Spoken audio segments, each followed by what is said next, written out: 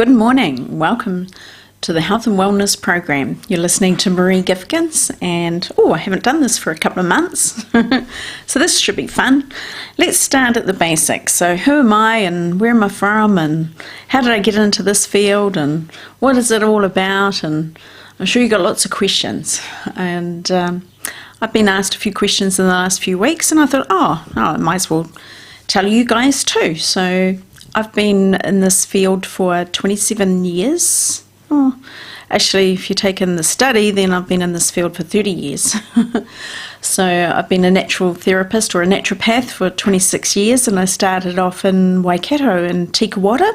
We lived in Tikawata, and I enrolled in the colleges up in Auckland and became a naturopath. So why did I do that? I didn't just wake up and go, I'm going to change my career.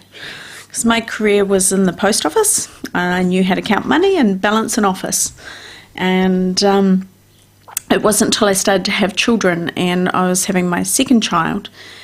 And with my daughter, things started to go wrong. And she started to get quite ill. And by the time she was 9 months of age, she was the weight of a 3-month-old baby. So she was losing weight. She was going down that graph. And very grizzly and not able to sleep very well, and bowels weren't very good. I don't know whether this is a topic we have to censor, but she could have like even 4 bowel motions in a day. She could even vomit 4 hours after a meal, and quite miserable. So I knew there was something wrong with the digestion, but just, I don't know, I wasn't skilled in anything. I didn't know what was going on. And you know by your second child if your children aren't very well. You just, you know instinctively and by spending that time with them.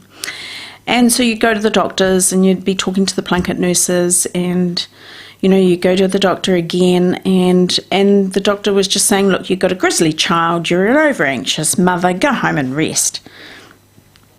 That's not the answer. You know when your children aren't well.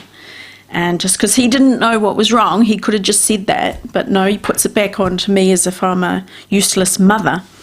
And you talk to the Plunkett nurses, she's been teething this week, she's had a cold. They were just they didn't know what to say either. And instead of saying, no, we don't know what to say, or we don't know what's going on, they just try to flog you off. And then you think, well, maybe it's my imagination. You go into doubt.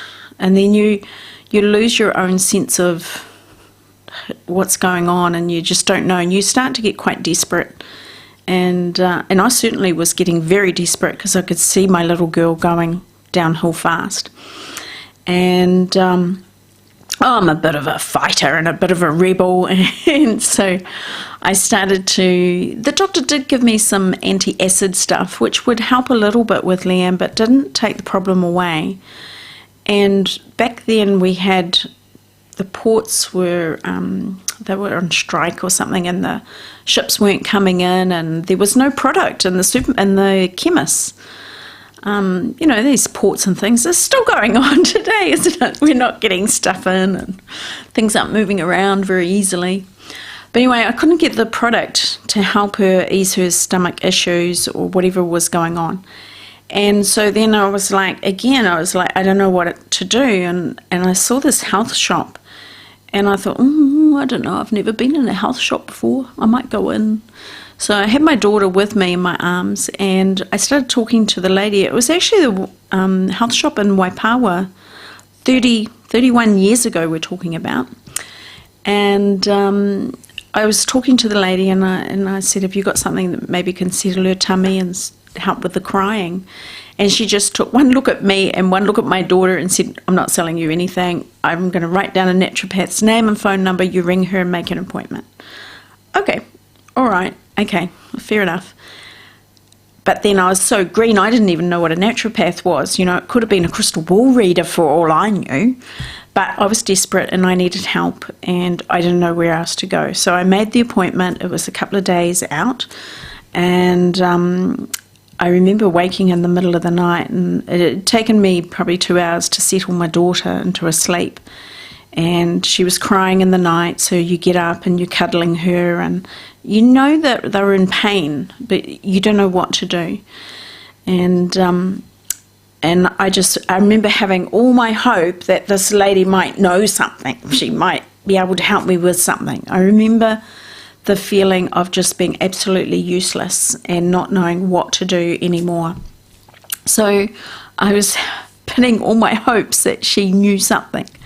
So I went to her and she took my daughter's date of birth and her weight, and then she did reflexology and she did iridology with the eyes, and she told me what was going on, and it blew me away. It blew me away that there were people out there with these abilities that could tell me what was going on with my daughter, and I didn't even tell her any symptoms. It was like, what? Okay.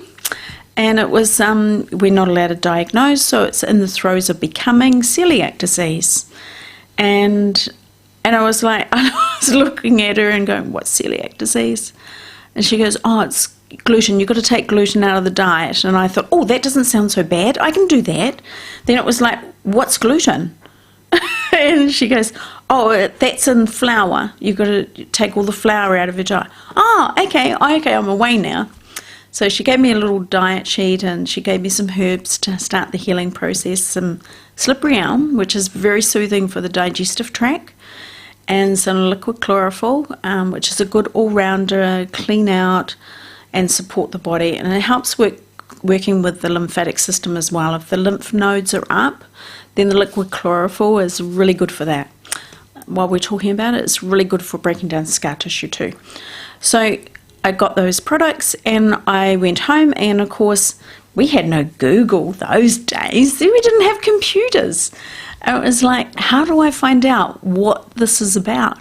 And of course I had to go to the library. I went to the library and started studying what gluten was and what celiac disease was, and just so I understood what I was doing with my daughter.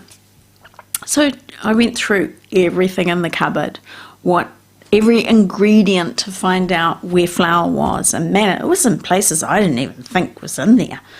So I changed her diet completely, took it all out. So you end up with just a very basic diet. All the fruits are good, all the vegetables are good, your meats are good, but not crumbed.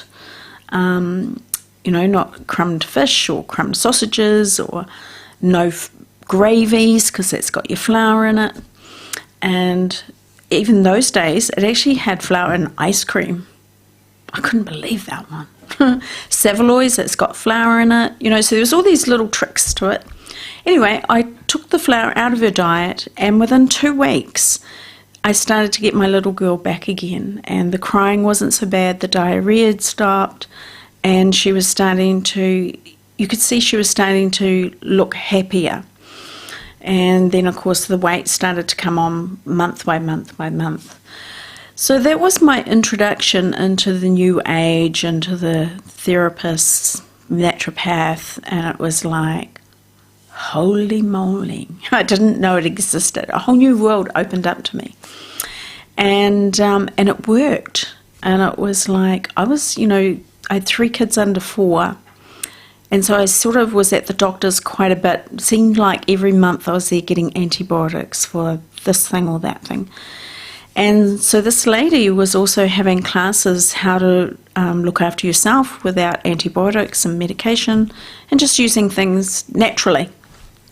And I thought, right, sign me up. Let's see what else is capable of. And so you got taught different things, and then it was in how to handle bugs, infections, and viruses and bacteria, and it was like, okay, I can try this. I can only but try, and it worked. I was no longer at the doctor's surgery getting antibiotics, and it was like, oh, this is really cool. Every now and then I had to, because some bug was quite a nasty one, but it became less and less and less, and of course my confidence grew more and more and more.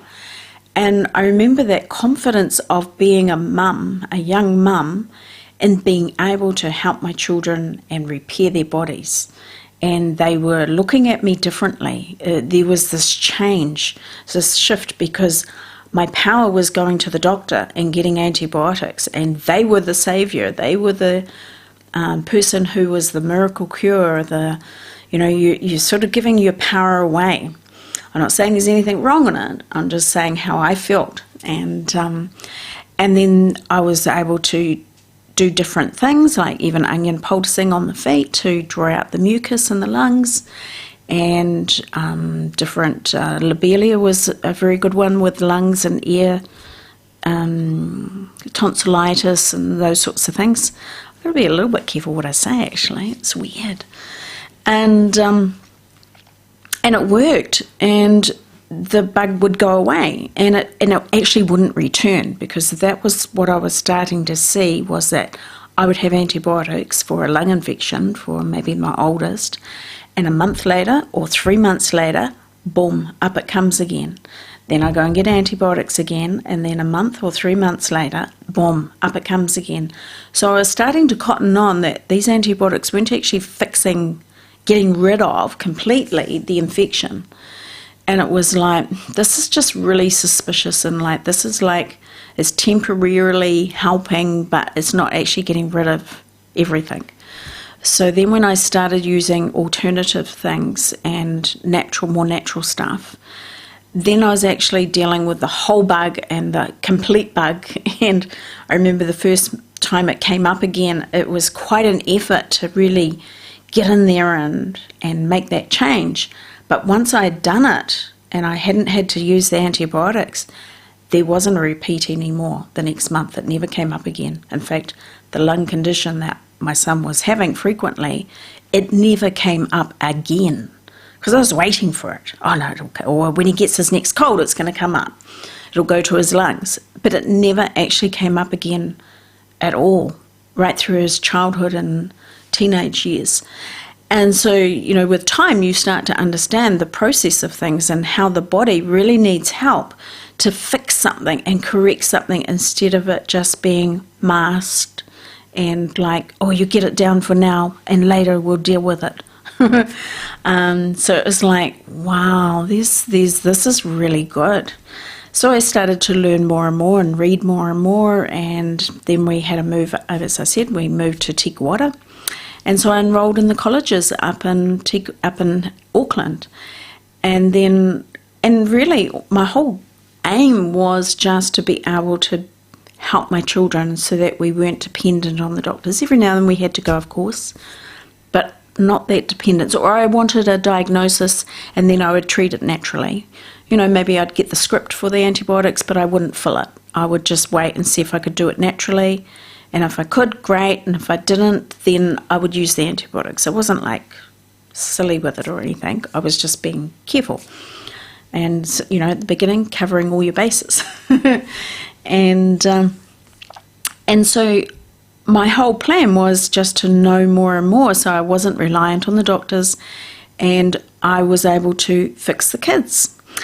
And then all of a sudden I realised that, and because I found it so fascinating and it was so enjoyable, I kept learning more and more and more.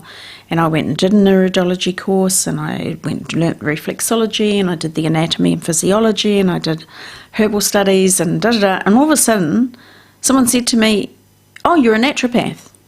I was like, I had to think about it. It was like that realisation of, oh, that wasn't my intention. But yes, you're right, actually. You're right, I am. Then it was like, oh, I have enough knowledge, I can help people as well. Oh, I could start my own business. Ooh. Then it was like, how do you do that? Oh, so then there was that next challenge, and the kids were getting a little bit older, and so I started my first clinic in Te Wara and thoroughly enjoyed it, and I haven't stopped since, so 26 years later, here I am talking to you, and I just keep learning more and more and more, and I enjoy it all. I find it all very fascinating and a little bit challenging at times, but even in lockdown, as soon as we went into lockdown, I think I had the first day off, and then I said to my husband, I said, actually, I want to do these exams, and there was I'm getting into a bit of the hydrogen, and these exams with the Molecular Hydrogen Institute in America, and there's 3 exams, and I thought, oh, over time I'll do the 2. They seem okay, that I'll be able to manage that in between life and work and family and busy being, a human. And I thought, oh, I'll be able to probably do the 2, but I won't be able to do the 3rd one. That would take a lot of time and effort, and it's a lot harder, and I don't think I'll ever achieve that one. And then with lockdown, I thought, oh, this is a perfect opportunity. No interruptions. I'm not having to run here, there, or anywhere. I can sit down and actually do this. So I did a 4-day marathon with 3 exams. I did the first 2 and thought, no, I can do this. Let's smack it over. And by the 4th day, my brain was just hurting. It felt bruised. But I passed my exams and got my certificates, spent a bit of money doing it, but it's what I enjoy. I learnt a lot more, I understand a lot more, and you just got to do these things. So that was my fun time in lockdown, and then I could enjoy the sun a little bit more, and started doing some other things. But so that's a little bit of history about myself, so you can understand where I come from. And that's, part of that story is also you've got to look at even before all that. And I realised that my upbringing was preparing me for this business as well, and in the health industry, because my father was actually quite sick and he was an unwell man. And so I was brought up with a father who wasn't well, and he had good days and bad days. And so you sort of, when people come to see me and you can see that they're struggling, you can hear it in their voice, and they start to tell you what their issues are. And then my own brain goes click, click, click. They can't do this, they can't do that, or this would be a struggle, and that would be a struggle, and life is hard. And so you mightn't know all the details, but you understand how hard things can be for people. And so I believe that that's made me into a better therapist as well, because you have that understanding, that background, whereas you go to somebody and they've never been sick a day in their life. They haven't had anyone close to them that's gone through any major sickness. They don't understand all the ramifications and the hard times and even the mind getting around those sort of things. So I believe that's made me into a better therapist as well. I have that empathy and compassion, and I can sympathise with them and then look at the best solution for them to fix the problem of what they've come to me for, hopefully. I do my best. I do everything I can, and most of the time I get there. I usually get about 95% success, so that's pretty good. The numbers are up there. And so yeah, a little bit about my business. I have 2 clinics. I have one in Waipakarau, and I'm there on a Monday and a Friday. We actually live there in Waipakarau, and there was a frost there this morning actually. And so I'm in Hastings with a clinic Tuesday, Wednesday and Thursday, and the clinic is right at the back of Countdown, 201 King Street in the Last Palms building. And I do quite a few different therapies, but the main one that I specialise in is the foot joint mobilisation. And so that part of my business is called Foot Bliss, because when you walk out, your feet feel blissful. And many times people would come back, oh, my feet were in bliss. So it's not a massage on your feet. I'm not putting your feet in water or putting oils on, or massage or acupuncture or trigger points or anything like that. It's actually quite a different therapy altogether. It's kind of like, you can liken it to a chiropractor, where they work on your spine. I work on all the bones of the feet. And saying that, it doesn't hurt. It's quite pleasant. And if something does hurt as a bone goes into place, it's that tension that you feel, and then the pain just goes away very quickly. So it's not painful usually at all. If it is painful in several areas, it's usually because the person's calcium deficient. So I'll soon tell the person and say, hey, this shouldn't be so tender.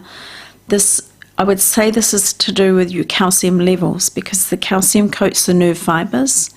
And if you're in a little bit of pain or is feeling uncomfortable, I would say that your calcium levels are low. So then we talk about that, and how's your sleeping? Are you tossing and turning? Because that's another sign of deficiency of calcium, and we narrow it down. And so I've been working with feet for 26 years, and I teach it as well. I teach it in New Zealand and Australia, maybe not at the moment, but I do teach it. So you have the best person in New Zealand on your feet. So it's looking at all the structural things like bunions, heel spurs, plantar fasciitis, twisted toes, hammer toes, flat feet, high arches, swelling in the ankles, when you've twisted your ankle. I'm your lady. I'm your foot lady. So remember me, Maree, I'll give you my cell phone number right now in case you want to write it down. So it's 0272 49 5090. So I'm dealing with a lot of issues with the feet, and we need our feet. We need our feet to make a cup of tea and go to the toilet. That's the basics in life, isn't it? If we can't do those two, we're not happy chappy. So it's getting the feet flexible again, getting them mobile, relieving pain, tension, tightness. Sometimes you can even have burning in your feet. Or you have pins and needles, and that's sort of all connected to the nerves. And because I've been doing it for so long, there's not a lot. I don't think anybody can really bring me anything different that I haven't seen already. That would be an interesting challenge. You reckon you got something really different? Bring it to me and let's have a look. If I take a photo, you're really special. So I've taken many photos over the years because I teach. And so I need to show people these are the kind of feet that you're going to see. So they need to see these before and after photos. So if I do take a photo of your feet, you are special. So it's not a long drawn out therapy as well. You normally go on a foot roller first, and that loosens up the bones in the feet and relaxes the person and gets that circulation going. So you might be on the foot roller for about 7 minutes, 10 minutes, and that's nice and relaxing, and we're just having a bit of a chat, seeing how you are and talking about the weather and the news, and there's plenty to talk about at the moment. And then you hop on the table and you're lying down flat on your tummy with your feet down over the end. And then this process takes about 5-6 minutes to do each foot. So it's not a long time that you're down on your tummy. Some people don't like lying on their tummy, and they feel they can't breathe, or they're just not used to it, or their backs are sore. So there's cushions and things that you can prop yourself up. I'm nice like that, And so I do both feet. I never just do one foot because we need to be back in balance. And quite often if one foot is sore, we're taking a lot of pressure onto the other foot. It's taking quite a hit. So that foot needs to be rebalanced as well and brought back to its natural positions. So balancing up both feet, and then when we're finished, you hop up and put your footwear back on, and away you go. And you walk out feeling so much lighter. Your feet are more connected to your legs, circulation is better, and you're happy to own your feet again. You might not get everything done in the one treatment, of course, because it's taken sometimes years and years and years to get to where you are. So it is a process of having to unwind you and reversing the process. Bones take a little while to move or relax, or the muscles to unwind themselves to come back into a balance. So probably the longest I've ever worked, I work on anyone, is twice a week for 8 weeks. And that's usually with bunions, heel spurs, plantar fasciitis, arthritis, all those sort of serious things. If it's not too bad, then you might be looking at 4 weeks, 5 weeks. Each person is different, so we just take each person as it is, and once we're a couple of weeks into the track, we're seeing how you're responding, how you're getting better, how it's unwinding itself, and then you start just getting better and better. And once you've finished that length of time, you don't have to come in once a week or once a month or once every 3 months. Normally I don't see people again for years and years and years. They might come in for a different therapy that I'm using, but for that initial one, no, they don't have to come back. Cool, hey, isn't that good? So you're not reliant on me every month to tidy things up. It's only if you have a fall or a twist or trip or something, you might need a little tidy up of a couple of treatments. But most of the time I just don't see people again. The problem is fixed and it doesn't come back. And of course, when you're dealing with the feet, you're straightening up the feet, so then you start to stand more correctly, and that allows the knees to meet in the right place. Your back starts to come back, your neck, and it can go all the way through, even to the fingers. So how cool is that? All right, so my number again is 0272 495090. Okay, you have a great day.